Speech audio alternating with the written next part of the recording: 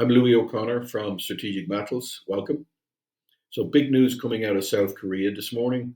South Korea is forging ahead with plans for a $470 billion and what will be the world's largest cluster of chip factories.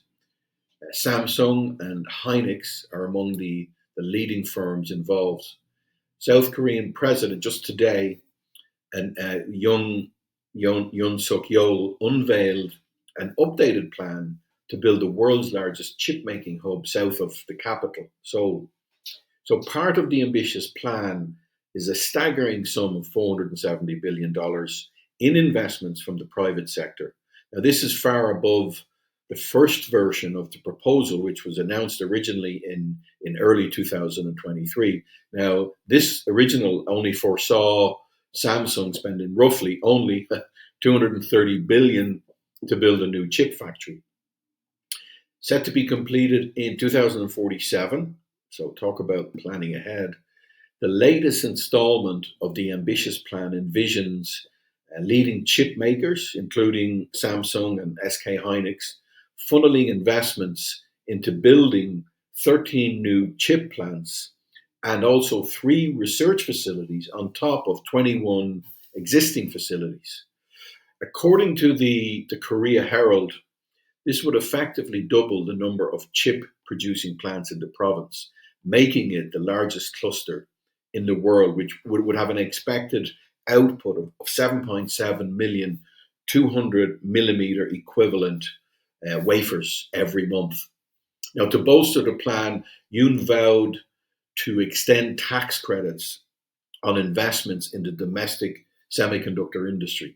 Reuters reports now also adding that the government would pour in every possible resource to win a war in chips. Now, as we reported late last year, we're entering what could be called the Cold War 2.0. However, this time it will not be an arms race, but a semiconductor race. Now, what's interesting here is we're talking about the world's largest chip manufacturers. However, the raw materials needed are lacking. South Korea is among the leaders in the global semiconductor industry. However, the Korea relies heavily on imports of critical minerals needed to build computer chips, as you know, it lacks its own deposits. So as a result, South Korea has grown dependent on the industry leader, China. In addition to that, the Korea Economic Daily reported last year that this dependency is growing and involves raw materials needed for chip production, but also battery metals such as lithium or cobalt. Now, to tackle this issue, the South Korean government announced plans to diversify its imports of 185 important materials by the end of this decade. So the twofold strategy sets out stockpiling goals to tackle supply chain disruptions and also forge critical mineral partnerships with other resource rich countries like Australia and Indonesia. Now, our suggestion is be like Korea and many other nations and corporations and stockpile. Why not? We invite you to participate in the supply chain with us. It's basically, this is our core business.